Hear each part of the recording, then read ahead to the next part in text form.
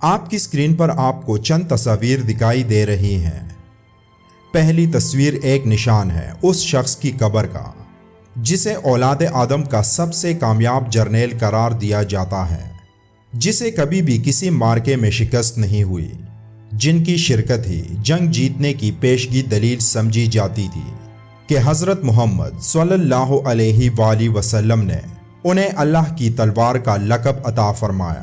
لیکن چند دنوں پہلے شام میں صرف عمر بن عبد العزیز ہی نہیں بلکہ اس سے پہلے سیدنا خالد بن ولید رضی اللہ تعالیٰ عنہ کے مرکد مبارک کو بھی کود کر بے حرمتی کی جسارت کی جا چکی ہے۔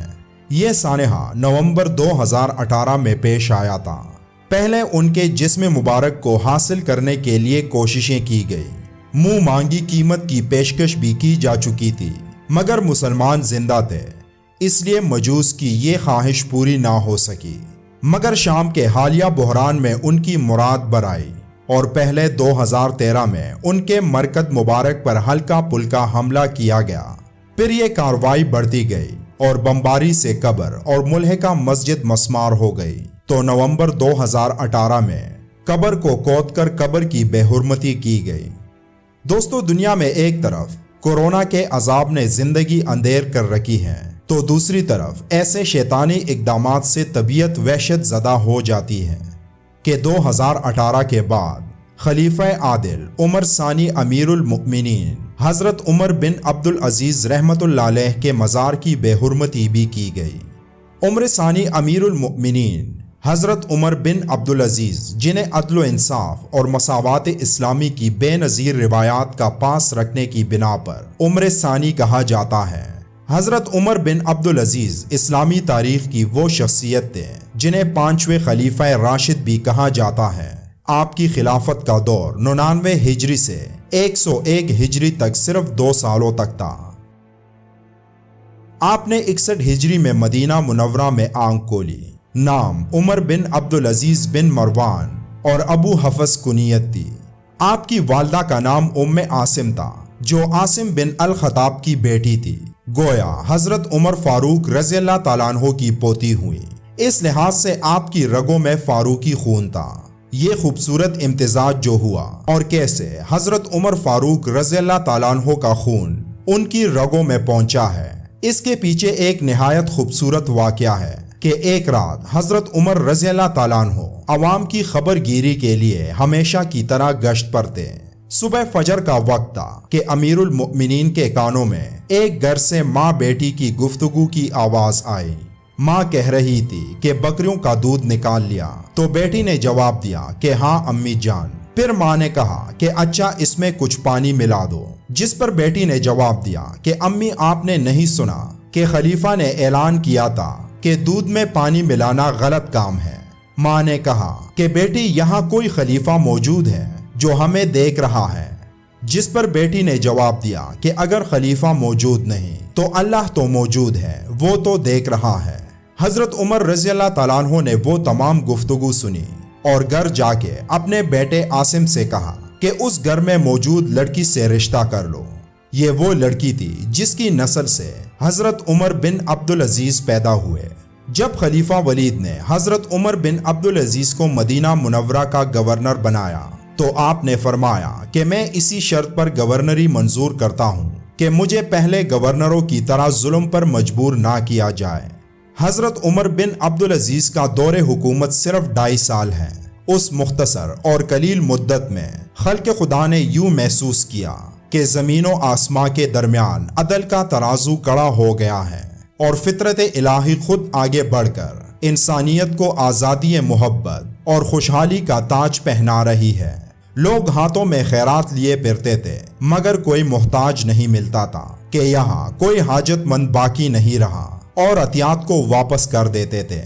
جب خلافت کی ذمہ داریوں کا پہاڑ آپ پر ٹوٹ پڑا تو سارا دن سلطنت کی ذمہ داریاں سنبھالتے اور رات کے وقت عشاء کی نماز پڑھ کر تنے تنہا مسجد میں بیٹھ جاتے اور ساری رات جاگتے، گریہ وزاری میں بسر کرتے۔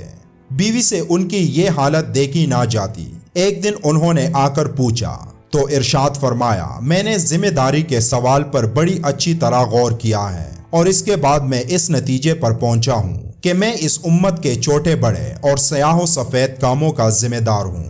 مجھے یہ یقین ہو چکا ہے کہ میری سلطنت کے اندر جس قدر بھی غریب، مسکین، یتیم، مسافر اور مظلوم موجود ہیں، ان سب کی ذمہ داری مجھ پر ہے۔ اللہ تعالیٰ ان سب کے متعلق مجھ سے پوچھے گا۔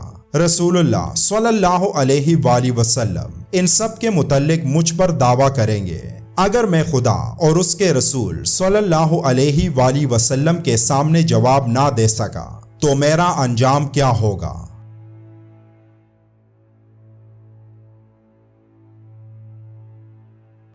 ایک 101 ہجری میں اموی خاندان کے بعض لوگوں نے آپ کے غلام کو 1000 اشرفی دے کر آپ کو زہر دلوا دیا۔ آپ کو جب اس کا علم ہوا تو اس غلام کو پاس بلایا، اس سے رشوت کی اشرفیاں لے کر بیت المال میں بھجوا دی اور فرمایا، جاؤ میں تمہیں اللہ کے لیے معاف اور آزاد کرتا ہوں۔ ایک شخص نے کہا، حضرت کو روضہ نبوی کے اندر چوتھی خالی جگہ میں دفن کیا جائے، تو یہ سن کر فرمایا، خدا کی قسم میں ہر عذاب برداشت کر لوں گا مگر رسول اللہ صلی اللہ علیہ وآلہ وسلم کے جسم پاک کے برابر اپنا جسم رکھوں، یہ جرت مجھے برداشت نہیں۔ اس کے بعد آپ نے ایک عیسائی کو بلوایا اور اس سے اپنی قبر کی زمین خریدی، پھر فرمایا، جب مجھے دفن کرو تو یہ رسول اللہ صلی اللہ علیہ وآلہ وسلم کے ناخن اور موئے مبارک میرے کفن کے اندر رکھ دینا۔ اسی وقت پیغام ربانی آ گیا اور روح اطہر جسم سے پرواز کر گئی۔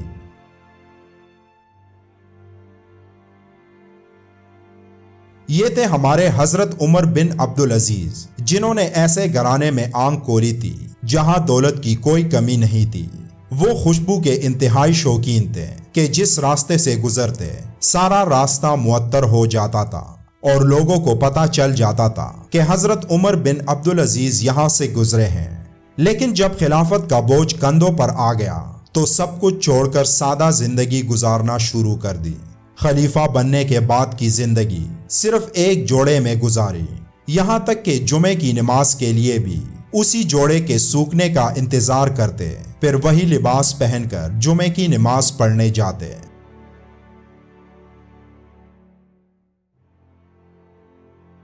ایک دفعہ اپنی بچیوں سے گفتگو کر رہے تھے تو دیکھا کہ ان کی بچیاں بات کرتی اور اپنے منہ پر ہاتھ رکھ دیتی تھی۔ تو آپ نے پوچھا کہ کیا سبب ہے؟ تو وہ کہنے لگی کہ آج ہم نے صرف پیاز کے ساتھ روٹی کھائی ہے، ہمارے منہ سے بدبو آ رہی ہوگی اور ہم نہیں چاہتے کہ آپ کو اس بدبو سے تکلیف پہنچے۔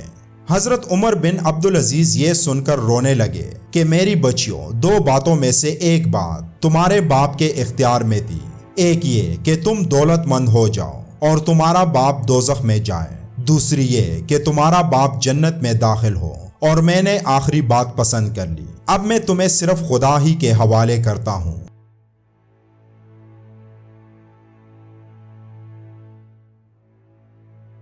خوف خدا کا یہ عالم تھا کہ رات کو سرکاری کام کر رہا ہو تو چراغ روشن رہتا، اگر اس دوران کوئی خادم بات کرنے آتا تو فرماتے کہ پہلے چراغ بجھاؤ پھر گھریلو بات کرنا، ذاتی بات ہو رہی ہو تو سرکاری چراغ کا تیل نہیں جلے گا۔ آج اسی عمر ثانی امیر المؤمنین حضرت عمر بن عبدالعزیز اور ان کی اہلیہ فاطمہ بنت عبد الملک کی قبریں کھود کر دہشت گردوں نے بے حرمتی کی ناپاک جسارت کی ہے۔ امیر المؤمنین کا مزار شام کے شمال مغربی صوبے ادلب کے قصبے الدیر الشرقی میں واقع ہے۔